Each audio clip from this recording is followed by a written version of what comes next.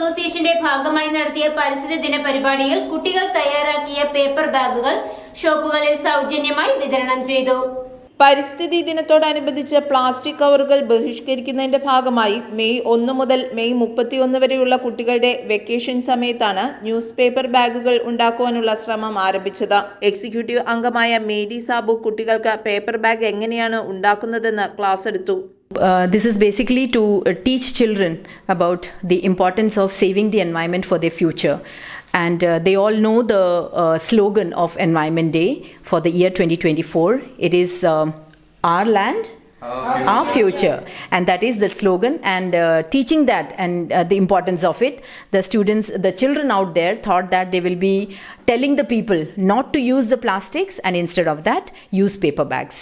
And that is why our children prepared near about 655 paper bags, and we will be giving it to all the vendors nearby our villas.